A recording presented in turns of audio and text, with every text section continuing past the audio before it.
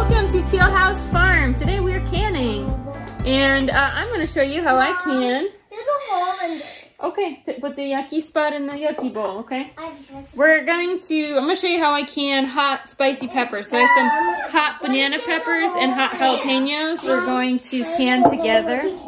If there's a hole in it, put the yucky piece in there. Got in. And we also picked a whole bunch of green beans today. The girls are going to can those.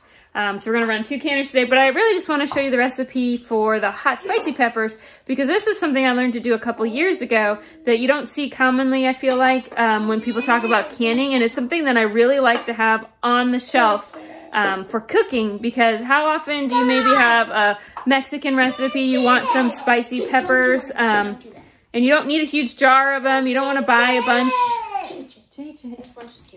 Ask for help from a sister, okay? And so I can them in half pints. I keep them on the jar, so if I want to kick in like a recipe, I can put in some of these diced jalapenos, diced banana peppers that are spicy, and it's just enough for the recipe. I don't have a bunch left over, and I also didn't have to go through the trouble of dicing the spicy peppers at that time, since it always really irritates my hands. So I'm going to show you how I can them and talk about how I use them, and let's go.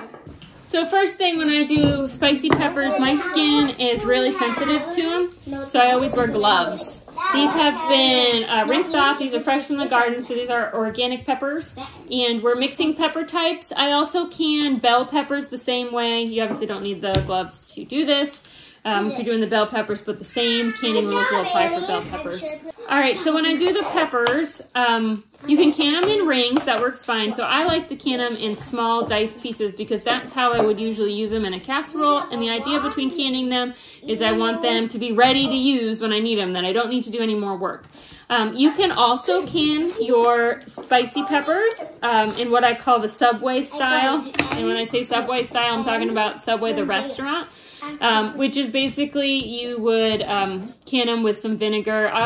Don't lick these. I will link the recipe below, and it gives them more of like a pickled, tangy taste instead of quite so spicy. I have some of those on the shelf too. I really like them for sandwiches. But these I'm canning specifically for adding to casserole recipes or omelets or anything where I want a spicy kick. So I am canning these in water to retain the pepper flavor the way it is, and I'm going to can them in small chunks instead of in rings. Yep, baby. Okay, so first step is to dice. I also did seed. You don't have to be perfect on the seeding. If you get a couple seeds in there, it's not a huge deal.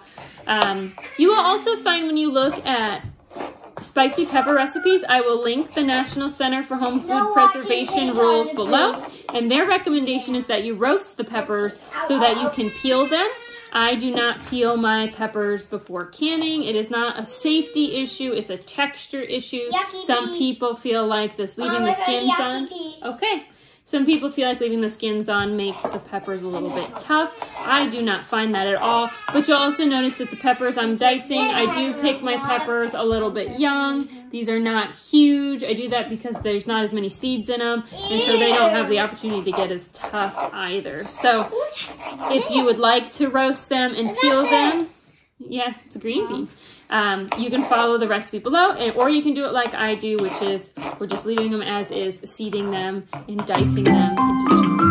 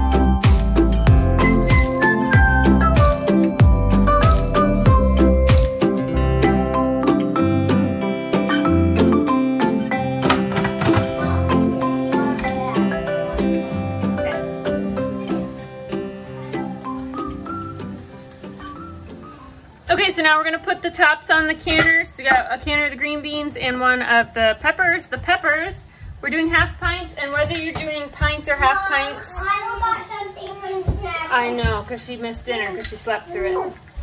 Can you help her open that? Thank you. It's still 35 minutes is what we're going for. So if you're new to canning, again, your time does not start until you get the canner all the way up to pressure. It's backwards. So what we're going to do is we are going to put the lid on. We are going to get it nice and boiling, and we're going to get a chimney of steam coming out of our vent for 10 minutes. And then we will go ahead and drop the weight. This is a weighted canner, which means I have an actual weight. This guy that I drop on top of the chimney after it's vented for 10 minutes. This is not a weighted canner. This is a gauge canner, a dial gauge, and so I will close it once it's vented for 10 minutes. That's the difference between the two. These are two basically the same size, two different companies. I'll link them below. They're both very reliable, about the same cost. The biggest difference is that this one here with the weight is made in America. It's a much easier to get any replacement parts you might eventually need. But they both do a very good job. So we're going to go ahead and let it vent for 10 minutes and then drop our weight on, and then it is 35 minutes in the canner. Okay, while those are running through the canner, I'll just take you in here and I'll show you kind of what it looks like when it's done. Squeeze you in our little long and skinny canning pantry, which I think used to be a stairwell to the basement, to the root cellar, but is now like a hallway, weird shaped pantry. Anyway.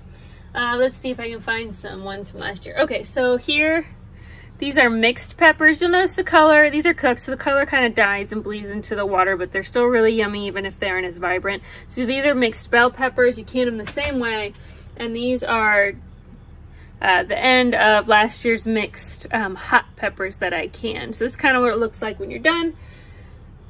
How we use them. So I'll link a recipe below to a homemade enchiladas that we do. I use sweet potato tortillas instead of regular tortillas that I make at home since we're on a Whole Foods diet. But I throw those in there. Really any kind of Mexican dish that you like, that you want a little extra spice. That's why these cans are great on the shelf. Something else I really like to make is enchilada soup, chicken enchilada soup, which I make in the crock pot, and I used our canned green tomatoes instead of salsa verde, and I add the jalapeños, and I don't have a video on that recipe. It's from somebody else's blog. I'll try to find it and post the link to her blog below. It's really yummy. It's great for winter, and it cooks in the crock pot, which is nice. Start it in the morning and it's ready for lunch. So definitely something to keep on your pantry. And I know what it's like. You think, oh, I'm going to plant 2 or 3 pepper plants this year and just enjoy the peppers fresh, and you just don't realize how many peppers it actually gives you. And if you're like me, you don't have a lot of extra freezer space available. Freezer space is costly and expensive, and it's like putting all your eggs in one basket. That freezer is going to die sometime, or you're going to lose power and you're going to lose that whole investment. So as many things as I can, I like to put them up in the canning pantry, and then I don't have to worry about the electricity going out or the appliance dying. It's shelf stable, it's happy in here, and it's available for me really quickly whenever I need it. So thanks so much for watching. Enjoy your canning, and we will see you all next time. Bye. Lollipop, lollipop, lollipop, lollipop, lollipop, lollipop, lollipop, bum bum bum, sweet.